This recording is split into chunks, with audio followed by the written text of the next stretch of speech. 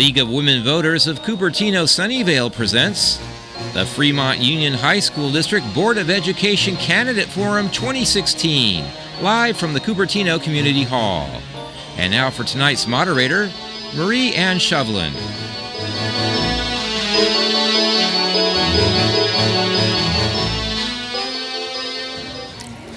Welcome to the Candidate Forum for the Fremont Union High School District. I'm Marie Ann Shovlin from the League of Women Voters, and I'll be moderating tonight's forum. The League of Women Voters hosts forums like this to allow voters to see the candidates and hear them address questions of interest to the public. Our goal is to enable voters to learn about the candidates so they can make informed choices. The League of Women Voters never endorses or opposes a candidate or political party. 2 of the 5 seats on the Board of Trustees for the Fremont Union High School District are up for election this November. All 3 candidates are here tonight. They are Rory Rockland, Jenny Yen, and Jeff Moe.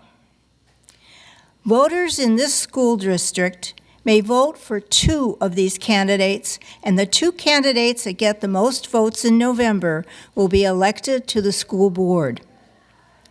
The candidates have agreed to a format and ground rules for tonight's forum. The format is simple. I will pose questions to the candidates, and each candidate will have 60 seconds to respond. A timer seated at the front of the room will give candidates visual signals to help them pace their responses. The questions for tonight's forum were developed by a team of League members based upon their own research and questions submitted by the public via email. Since we received ample questions from the public in advance, we are not collecting more questions from the audience tonight. We received over 70 questions on the school districts via email and have integrated them into the questions today. This forum is being recorded and aired live on the Cooper City channel. The ground rules ask the candidates not to use the forum recordings for campaign purposes.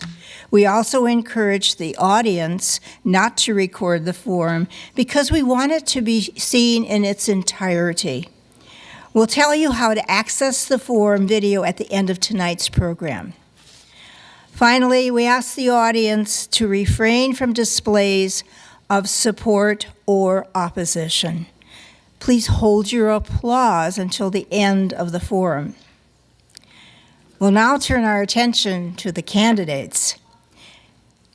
Thank you all for running for office and for being here tonight to participate.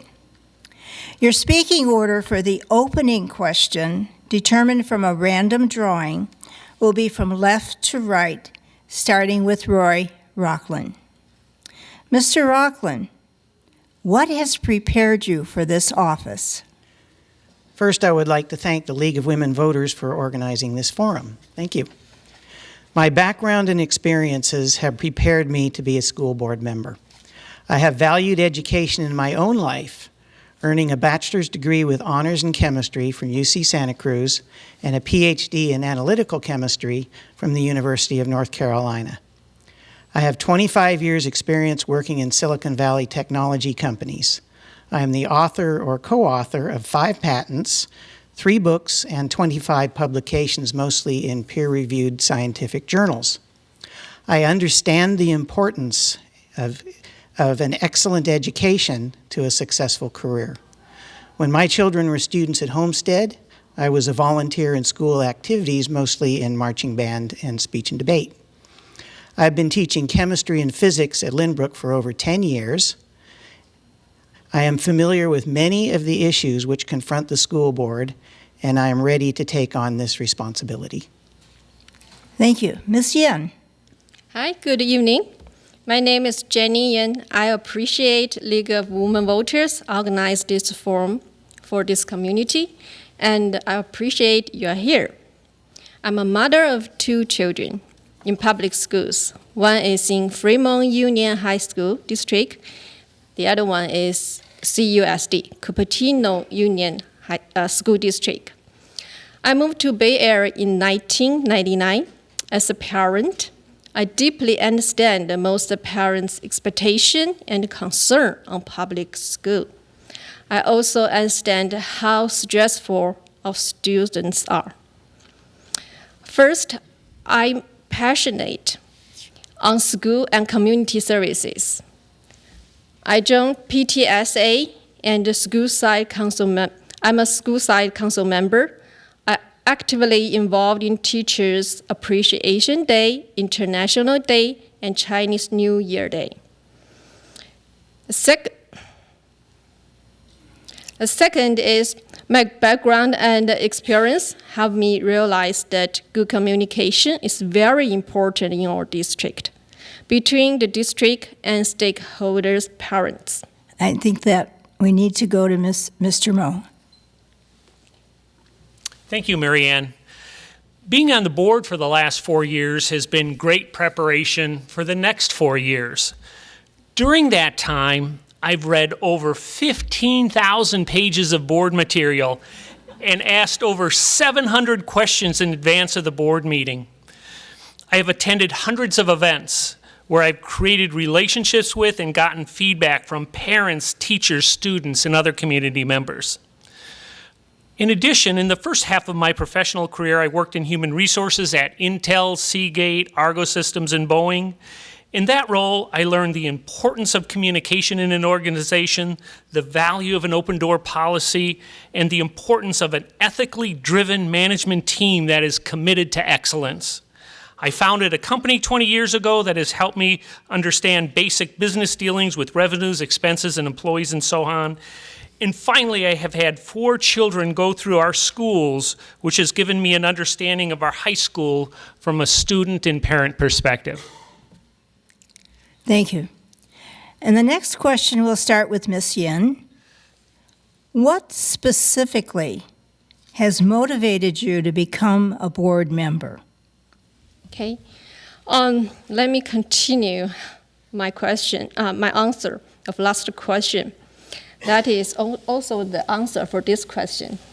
Okay, Fremont Union High School District, located at the center of Silicon Valley. We have immigrants of multiple culture. Asian student is 56% of all students. Hispanic student is 15%. Total is 71%. Most of them are raised up in first-generation immigrants family. If I'm elected, I like to be the bridge between the district and the parents because as a first-generation immigrant and the current parent, I understand their expectation and concern. I know how to help them involve in current education system and dedicate for it. Thank you. Mr. Moe. The reason I'm running is I've had 4 children. My wife and I have raised 4 children who have really benefited from an excellent education through our schools. And I want to give back to the community. I want others in our community to experience the same excellent education that we've had. I want to maintain excellence in our school district, both in terms of student outcome and in order to continue to attract outstanding families into our community. Education is something I've been involved with throughout raising our children. I've been very active in our schools, in our communities, in organizations such as the Asian American Parents Organization, which actively supports our schools. Thank you. Mr. Rockland. Well, Nancy Newton is going to be retiring from the board in December, and somebody will be replacing Nancy Newton and sitting in that seat. And my feeling is that I have the background and experience to do that job, and it's a subject that interests me, and I think that with my 10 years of experience in the classroom, that I can serve the students and the parents in the district well. I have an excellent understanding of many of the issues involved, and that is why I chose to run for the board. Thank you. Our next question was asked by quite a few people who emailed in questions. And we'll start with Mr. Moe on this one. What is your understanding of the roles and responsibilities of the Fremont Union High School District trustees? So at all of our board members, we have these big placemat-shaped objects which list all our roles and responsibilities, so it continues to reinforce us and remind us what our role and responsibilities are. And there's three main ones that are listed. One is to listen to the voice of the community and be a representative of that community. And it means be a representative of voices from Skyline Boulevard all the way to San Francisco Bay in our school district boundaries, to listen to loud voices and quiet voices, all voices. Secondly, to not run the schools, but ensure that they are well run. And that's very important financially and in every aspect. And finally, to act as one voice in providing direction to the superintendent on how our district should proceed. And Mr. Rockland? Well, the school board's primary responsibility is to set the policy implemented by the superintendent. And the policy needs to be one that provides the best education for the students in the district and does it in a financially responsible manner. I would echo what Jeff has said about the importance of listening to the stakeholders. But one thing I would like to point out is I feel the district is quite well managed.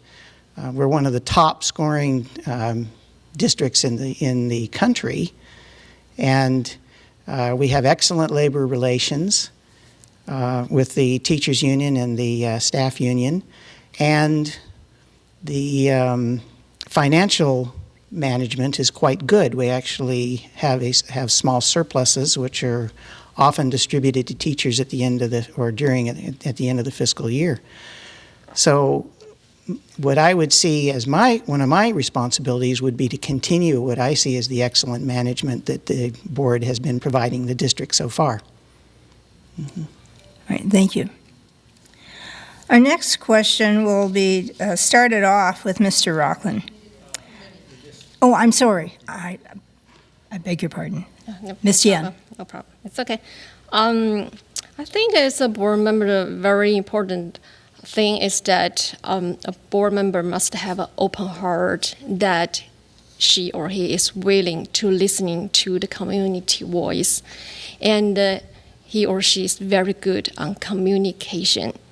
Okay, the community has some tough time in the past years on communications with some board members.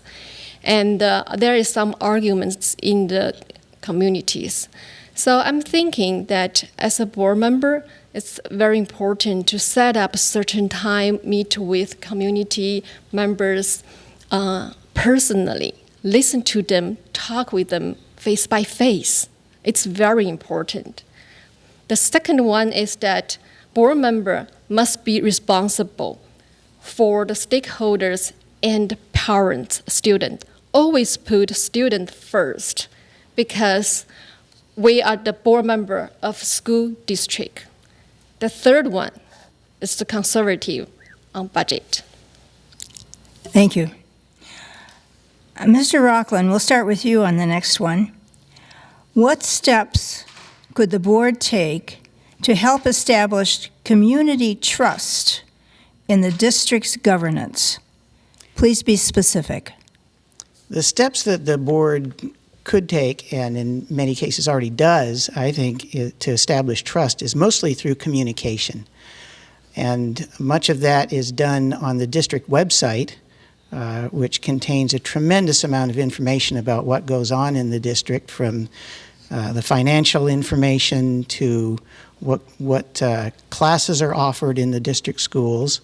There are also financial reports to the community, and the board meetings are, of course, open to the public, and when there's a particularly controversial issue that the board is going to be dealing with, and the board recognizes this, the board then holds the board meeting in a much larger room so that as many members of the public as possible can come and listen to the issues involved. So communication to me is the single most important item or issue for establishing trust with the district. Okay. Mr. Moe? Yeah, this is going to sound like you just heard this, but I think communication is what's most important. And communication needs to change. The challenges of our communication are different now than they were just a few years ago. And the needs for communication, and I'm going to talk more about this in my closing statement, so stay tuned. We need to massively increase our communication with the community in many different and new creative ways.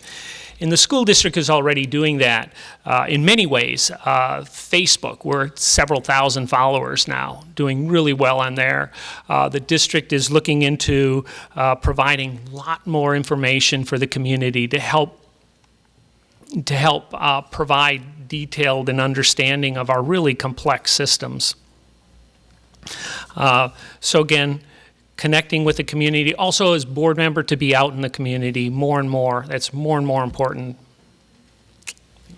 Thank you. Our next question is, as a school board member... Wait, you're forgetting Jenny. I do apologize. Okay. Miss Yen. Miss Yen. No problem. Yeah. I think it's very important to build a trust between the district and the community. And as a board member, the most important thing is that he or she has a heart serving for stakeholders, the parent, the student, not a special interest group. As 100% grassroots candidate, I will do that for the whole community. And because I'm not backed by any special interest group, I will say that the community, the board meeting is good for communication, for community members to express their opinion. However, board meeting has no back and forth communications, which means the committee member just saying their opinion, but they cannot get a response from board members. So I think face-to-face communication is very important, like a lot of government officers, elected officers already do. Okay. Thank you. Our next question is, as a school board member, what should be the district's #1 priority and why? And we'll start with you, Mr. Moe. Yeah. It's hard to come up with just a #1. So I might even fit in a #2 also. But I think communication, as we spoke of before, I think that's one area that we really need to grow in.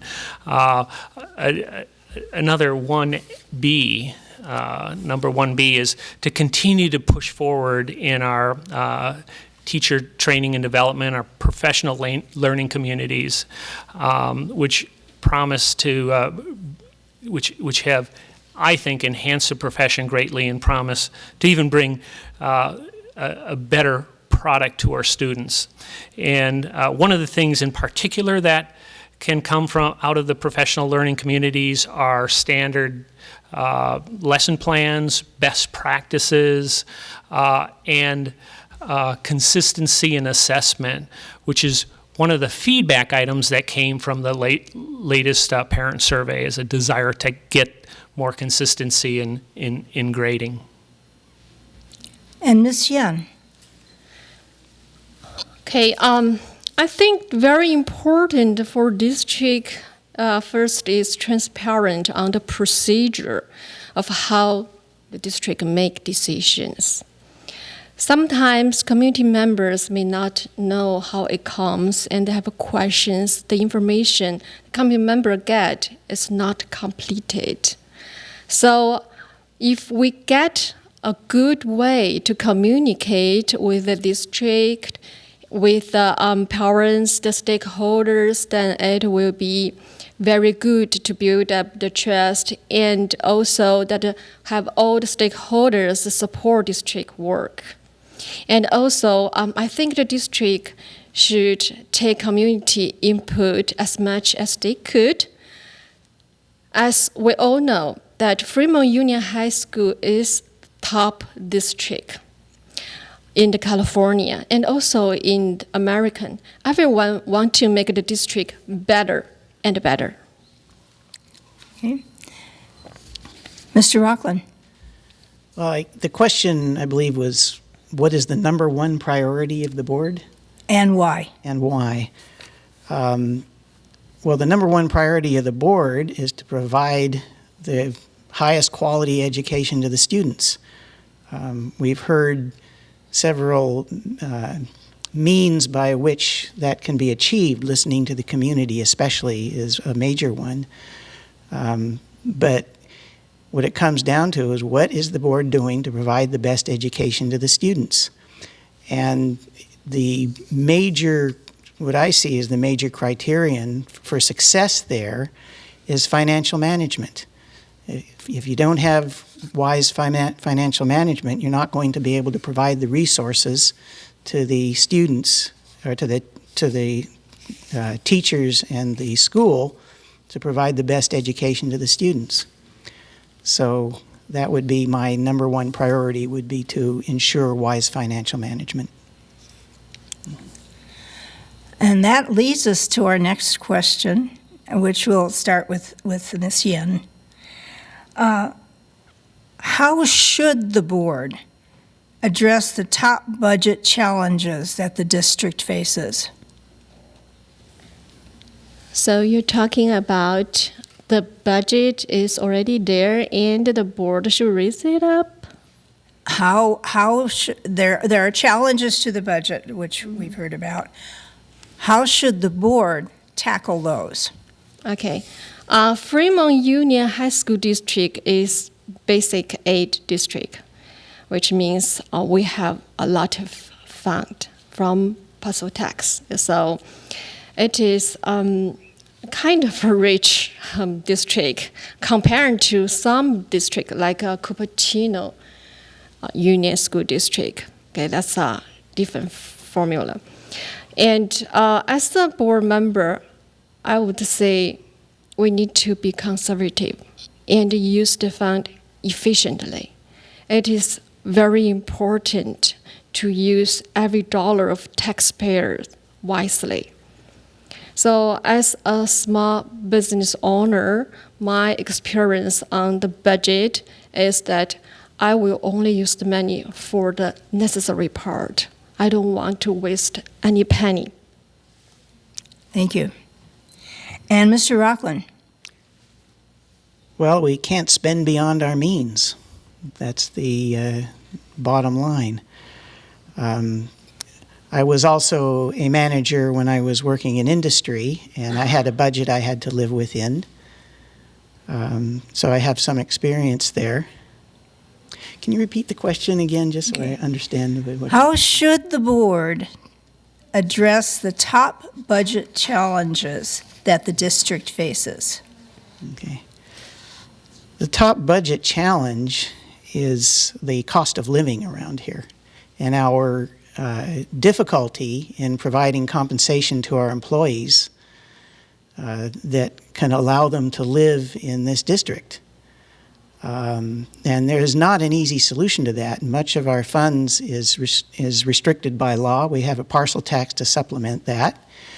If we wanted an increased parcel tax, we would have to have excellent communication with our constituency and the voters, so that the voters would believe that the money would be spent wisely and was in the best interests of the district. Mr. Moe? I think our number one budget issue is the high cost of living. And it's high cost of housing in particular. As those costs continue and as they are so high, it's going to become more and more difficult to attract and retain our highly skilled, highly valued teachers and staff. I think that we're going to have to look at that and watch it very carefully and come up with some creative solutions on how we can help attract and retain teachers in light of and high quality staff in light of this increasing cost of living. I just was at an event before I came over here today and was talking to a teacher who said that after a year of looking for a house, they finally found one that they could move into that's fairly local. So it took them a year. Before that, they were living very far out of the area. So it's just one example. Thank you. The next question is going to be started off with Mr. Rockland. In your opinion, what impact has Common Core had on the school district? Well, Common Core deals only with math and English. So first of all, let me talk about my own experience. As a science teacher, it doesn't have much effect at all. In math, we've set up a math study committee, and the purpose of the study committee is to figure out how to implement Common Core in math. And the study committee has math teachers, has administrators, and they're working together to come up with a good method of implementing Common Core. Now, in my reading of the Common Core standards in math, what I found is that even before Common Core came out, we were already doing a lot of the specifics that were involved in Common Core. So I don't see it as a major revolution in our math teaching to switch to Common Core. I'm less familiar with what's happening in English, and that would be something I need to learn more about. Okay. Ms. Yen? Okay. Common Core shall bring us a different way of education. The goal of Common Core is critical thinking, communication, collaboration, and innovation. But I heard some complaints on Common Core, especially on math. Parents complain Common Core math slow down the pace of math progress. Those complaints especially large in elementary and middle school level math. On the teacher side, some teachers have a tough time to be used to teaching Common Core. But as of I know, the situation is improving gradually.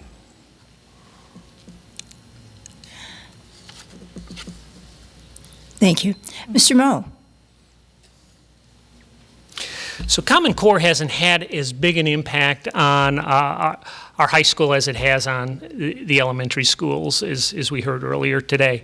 And that's for a couple of reasons. One is we had, in great foresight, already began to focus our teachers on teaching critical thinking and also the close reading, that is very close reading in the English language, where you look at key points of a sentence or even words of a sentence to break down what the author meant. So in fact, when that happened, when my son was in high school and they made that transition, he said he didn't recognize any difference because they already were doing that critical thinking and analytical close reading and project-oriented learning. So he didn't notice that, and so we're, I think, very well ahead of the curve on Common Core. Okay, thank you. Our next question, we'll start with Ms. Yen, and that is, we have overcrowding in some of our schools, and some of our schools have capacity.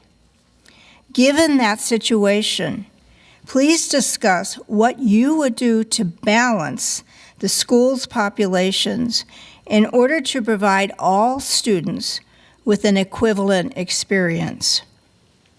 Okay, if you see my platform, the first one is balance the enrollment, okay, because we have some overcrowded schools. Like Cupertino High School has almost 2,300 students, but Lynbrook High School is less than 1,800 students. So in this way, I will support that we transfer several hundred students from Cupertino High to Lynbrook High, which will benefit both schools. However, it is complicated to do this transfer. How could we do it? I'm very glad that the district already set up citizen advisor committee to talk about it. And I do believe they will have a wise decision on that. My decision will rely on their recommendations mainly. Mr. Moe, what would you do? So we certainly do have a under-enrollment issue at one of our schools. I don't know that any of our schools, I would say, are overcrowded. Some are bigger than others, but in terms of classroom capacity and students per classroom, there's really not that much of a difference with most of our schools. The issue of Lynbrook High School being with a low and dropping enrollment there is being addressed by the Citizens Advisory Committee. It's a committee that sounds like it's doing great job. I've been reading the minutes from that group, and it's a group of people who are working really, really hard to come up with some excellent decisions. It's really a remarkable story of how members of our community are working together to really come forward with a difficult resolution, and I'm really looking forward to hearing their ideas in the November timeframe. And Mr. Rockland? Well, I was very pleased that the Citizens Advisory Committee or Commission was established. So Lynbrook does have a declining enrollment, and although the situation hasn't gotten serious yet, in the next several years the projections are that there will be overcrowding at some of the other high schools, particularly Cupertino High School. So the Citizens Advisory Committee is looking into this, and I've also been reading the minutes, and what I find is that they are dealing with hard data and very reasonable projections as to what the attendance is going to be at the various schools, and I expect that they will come up with a reasonable recommendation, and I expect to support it. All right, thank you. Our next question, we'll start with Mr. Moe. Has increased population in the Fremont Union High School District hurt our school's performance or students' performance in objective measures?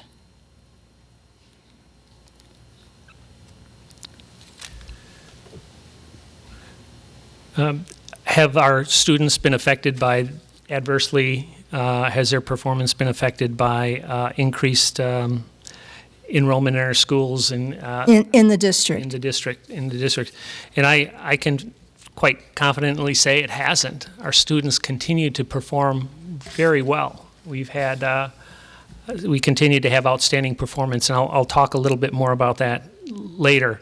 And the reason for that is because there's been very good planning as to classroom construction. So the school district has added several classrooms just in time at several of our school campuses. So we've been staying ahead of the curve. The district has been staying ahead of the curve. The students haven't been impacted other than the discomfort of construction going on the campus. But the outcome, the academic outcome, and everything else with their school experience has been positive. Mr. Rockland? Well, I'd like to agree with Mr. Moe there. The test results show that there has been no decline. If anything, there's been an increase in performance of students in the district. And the other thing is that the increase in property tax values as a result of us coming out of the recession has enabled us to keep pace with the dollars spent per student for the time being. So I haven't seen evidence that there has been any decline in performance, and we've been able to continue to give each student in the district an excellent education. And Ms. Yen? According to current data, we don't see any proof showing that the student or the school performance getting worse because population increase. Yeah. Okay. Now we'll turn to a question that we gave the candidates in advance to give them an opportunity to comment on something that we did not ask them about this evening. And let's see. Mr. Rockland, how about you respond first? And that question is, would you please state and answer a question you wish you had been asked? Okay, I'll ask, how have you prepared yourself to serve on the board? First of all, I've been a classroom teacher for 11 years, so I know what goes on in the classroom. And I've been collaborating with my fellow teachers, so I have an excellent understanding of how teachers work together in order to solve problems in education and to come up with educational plans. I've been attending board meetings since the spring, and I've learned a lot more details about how the board works than I ever knew before. All three of us have been attending education sessions sponsored by our superintendent, Polly Bovey, and we've also seen a considerable amount of financial detail, often in mind-numbing detail, that we need to learn about.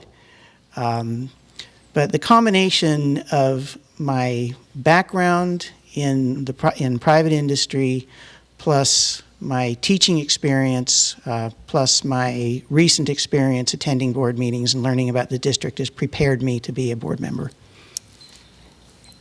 And Mr. Moe? Question I would ask is, what is the state of our school district? It is outstandingly successful. Let me just rattle off a few statistics. We're a top performing high school district in California based on statewide CASP testing. 77% of our graduates were eligible for UC-CSU admission compared to 42% statewide. 21% of the students in the world who received a perfect score in AP computer science test were from this district. Our schools do outstanding in sports and have a strong award-winning performance arts programs. We have the best FBLA and robotics teams in the country. We have an outstanding special ed program. Students with disabilities in our district score 2.5 times higher than the state in meeting language arts standards and 6 times higher in meeting math standards. The list goes on and on. We should all be proud of the success of our school district because we have all had a hand in it. Thank you. And Ms. Yen? Okay, I want to mention, if I'm elected as a board member, I'm not just working for the parents, students, and stakeholders of our district, but also work for the teachers of our district. In the heart of Silicon Valley, our teachers has to face the pressure of housing market with limited income. I like to help our teachers on affordable housing program. I had a chance to talk with San Jose City Council member Chappie Jones, and he supported my idea. That's why he endorsed me, because we have the same thought to help our teachers. So if I am elected, I'll be glad to work with the San Jose City Council members as well as other city members on affordable housing program for our district teachers. Thank you. And now, It's time for the closing question. And Mr. Moe will be the first to respond to that one. Okay. And that is, why should voters vote for you? Thank you. Even though we have a highly successful school district, we face many challenges. I attended a seminar recently that called this the age of social disruption. Just like technological disruption, it can bring on positive change as... Oh, you held up the stop sign. Sorry. Positive change, as long as it is rooted in truth and fact. In this new era, communication has raised to a whole new level. I will work with the school district to provide the community with massively more information on our complex educational system so that social communication will more likely be rooted in fact. And I plan to spend lots more time in the community listening to feedback and providing information about our district. I'm a good listener, sensitive to the needs of others, a team player, and a collaborative problem solver. With that background, along with the 4 years of training that you have given me, I believe I'm up to the challenge. And Ms. Yen, why should voters vote for you? I'm 100% grassroots candidate, like all of you, and I'm a parent like all the parents. So I will work for the parents, the student, and stakeholders, definitely. I will set up the communication way for all stakeholders if elected. I will have a communication time spot open for everyone on any issue that we can have face-to-face communication once a while. And you can reach me easily. I'll be the bridge of different groups and parties. The second is I will help many community members, stakeholders involved in district events. As if I know, many parents, including first-generation immigrants, they love to involve in activity of schools and communities, but due to language barrier and the limited knowledge, they don't know how to do it. So I will encourage parents and students not just to make effort on academic development, but also on character development. I hope when our high school students graduate, they not only get a diploma of graduation, but also have ability of critical thinking, have good communication skill, and have passion for serving our community. Thank you. And Mr. Rockland, why should we vote for you? School board members must always be aware that their decisions should be made to support the education of all students, from the strongest students to those who need the most help. I don't have a narrow agenda. I'm not out to advance the interests of a single group. I will serve all students and all members of the community. I have shown with my choices in life that I value education. I have been successful in private industry, and I know the importance of education to success in one's career. I have been a parent of students in the district, and I was involved in the schools as a volunteer at that time. I am an active member of the community, and I have been a Sunnyvale resident for 36 years. Most importantly, I have been a science teacher at Lynbrook for over 10 years. I know what goes on in the classroom. My education and experience has prepared me to serve the district well on the school board. Thank you. Thank you. Now, please join me in a round of applause for thanking the candidates.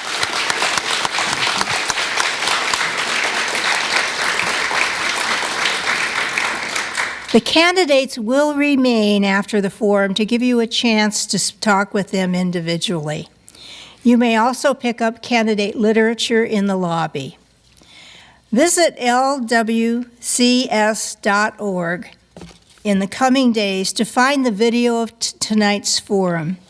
Go to the calendar on that website and scroll down to the listing for this event to find a link to the forum video.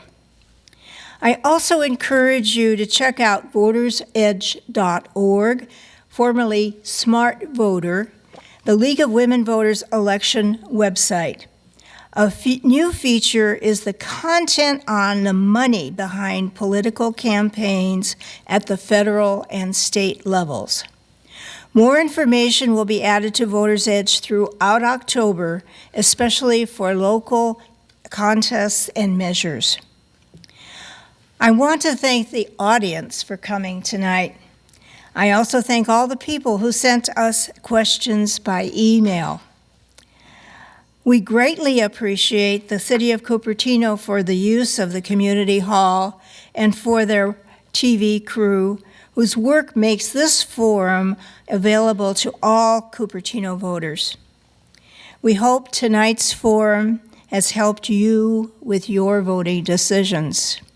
If you like this event and would like to help with future forums, please visit our table in the lobby and ask about joining the League of Women Voters. We also have flyers listing more election events. Please remember to vote November 8th. And thanks again for coming. And thank you again, candidates.